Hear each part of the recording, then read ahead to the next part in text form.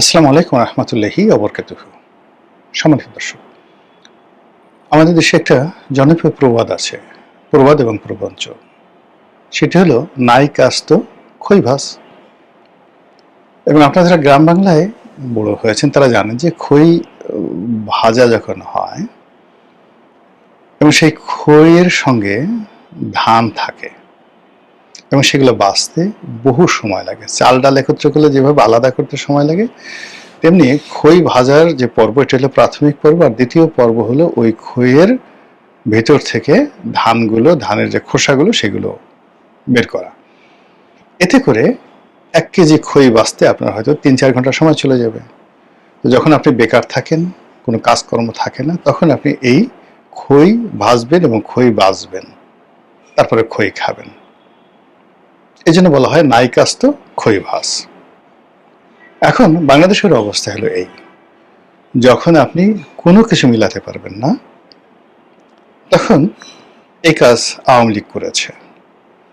যখন আপনার কোনো কাজ থাকবে না, তখন 2-4 জন ছাত্রলীগকে ধরতে হবে, আওয়ামী লীগকে ধরতে হবে, আওয়ামী লীগের বাড়ি ঘরে আক্রমণ চালাতে হবে, 2-4টা মামলা দিতে হবে। এবং জনগণের আকর্ষণ তৈরি করা, মনোযোগ একদিকে নিয়ে যাওয়া, এটি যখন আপনার প্রয়োজন হবে পক্ষে বা বিপক্ষে, তখনই দিল্লি থেকে শেখ হাসিনাকে বাংলাদেশে আনতে হবে। তারপরে শেখ হাসিনার বিষয়ে কথাবার্তা বলতে হবে এবং সে আজকে ঢুকে পড়বে।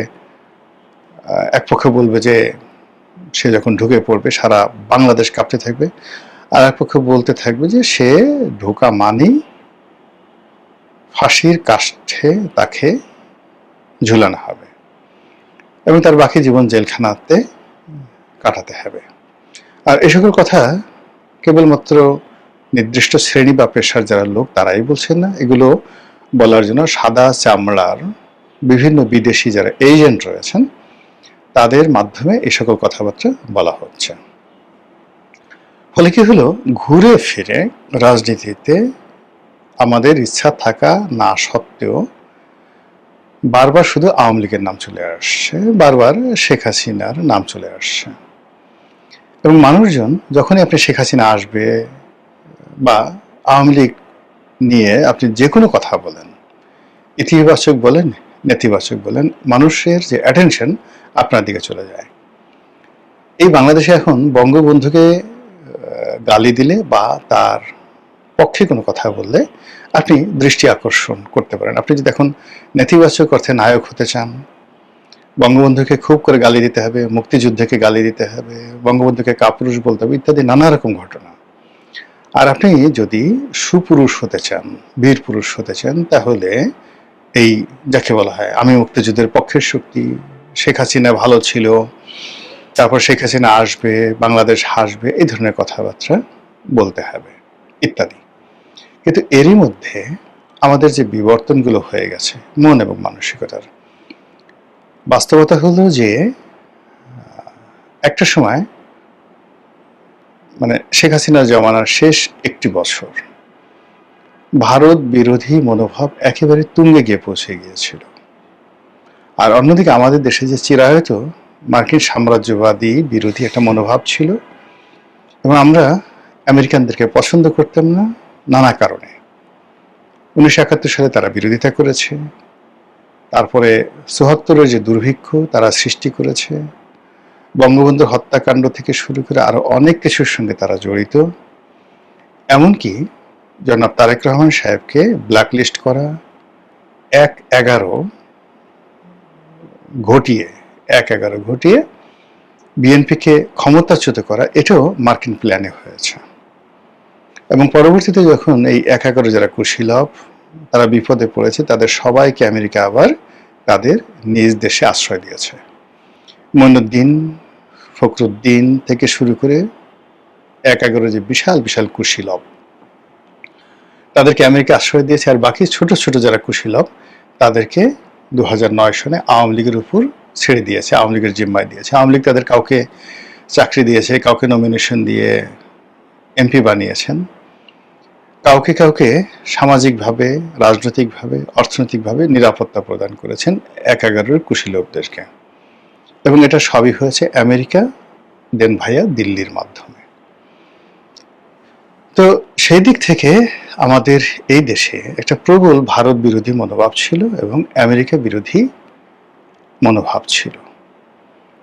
কিন্তু শেখ হাসিনার জমানার শেষ একটা বছরে যে কোনো কারণ হোক না কেন মানুষের মন আমেরিকার দিকে ঝুঁকে যায় এবং বিএনপি, জামাত, অন্যান্য এমনকি বামপন্থী যারা লোকজন আছে তারাও আমেরিকার Joe Biden, Peter D Haas এদের ভক্ত হয়ে পড়ে এবং আওয়ামী লীগের প্রতি মানুষের যে বিরক্তি এমন একটা পর্যায়ে পৌঁছে গিয়েছিল, সবাই চাচ্ছিল যে পিটার হাস বাংলাদেশের প্রধানমন্ত্রী হন, প্রেসিডেন্ট হন, জনগণ ভোট দেবে।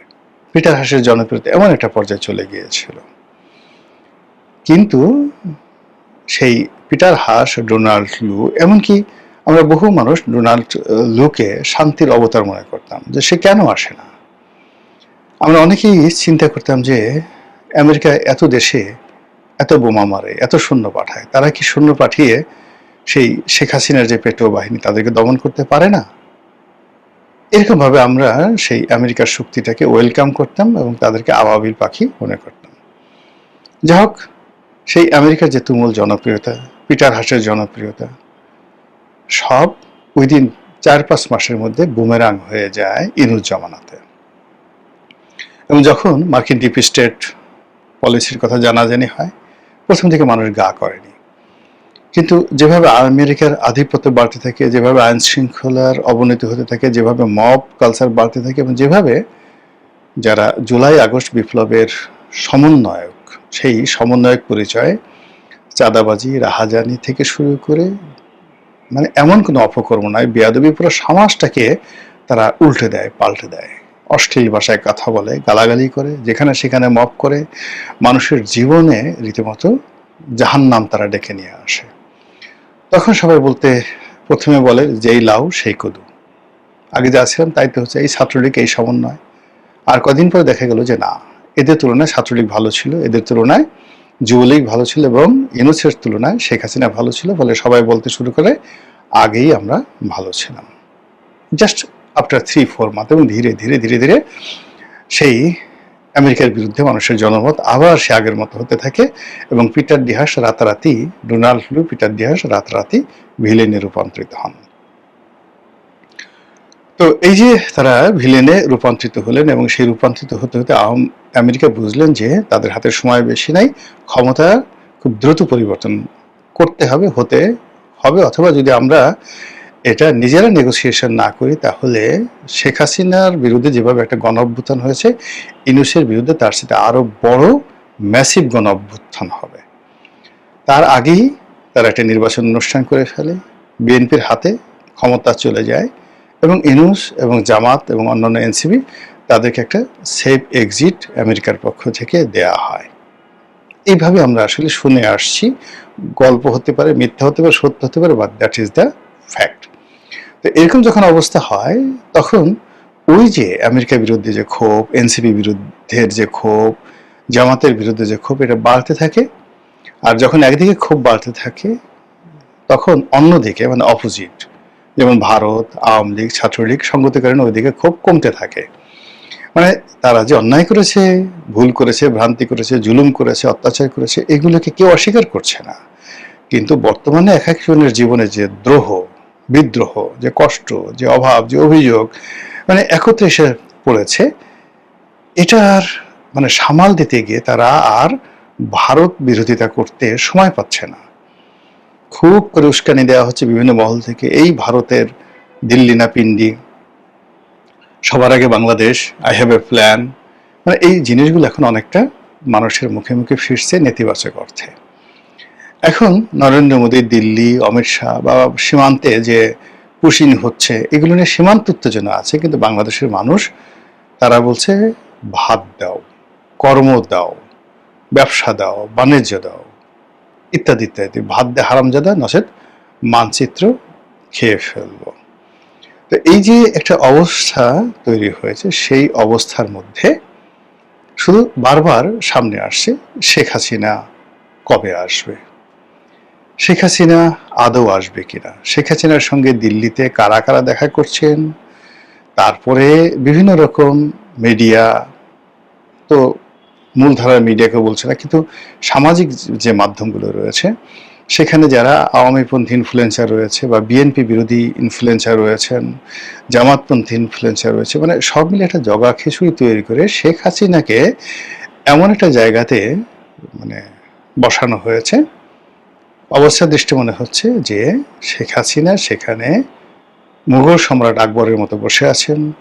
নরেন্দ্র মোদী, ভ্লাদিমির পুতিন, আমেরিকার প্রেসিডেন্ট ডোনাল্ড ট্রাম্প নিয়মিত সেখানে তাদের প্রতিনিধি পাঠাচ্ছেন এবং শেখ হাসিনাকে বাংলাদেশে পাঠানোর জন্য, বরণ করে নেওয়ার জন্য তারা সর্বাত্মক প্রস্তুতি নিচ্ছেন। এবং শেখ হাসিনা যেদিন আসবে, মানে এরকম একটা আওয়ামী লীগের লোকজন প্রচার করছে, সেই দিন ভারতের জঙ্গি বিমানগুলো, আমেরিকার জঙ্গি বিমানগুলো, এমনকি রাশিয়ার জঙ্গি বিমানগুলো একত্রে সে শেখ হাসিনার যে প্লেনে তিনি আসবেন সেই প্লেন গার্ড দিয়ে বাংলাদেশে নিয়ে আসা হবে।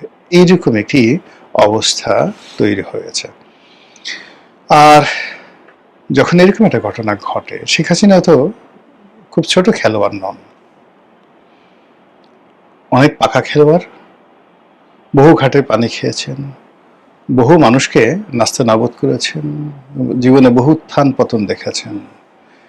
কাজেই এরকম একটা যে পরিবেশ তৈরি হয়েছে, সেই পরিবেশটিকে 16 আনা নিজের পক্ষে ব্যবহার করার জন্য যত কৌশল রয়েছে, যত শক্তি প্রয়োগ রয়েছে, যত সম্পদ বিনিয়োগ রয়েছে, সব জিনিসগুলো তারা মানে আওয়ামী লীগ এবং শেখ হাসিনা নিজে যুগপৎভাবে তারা করছে।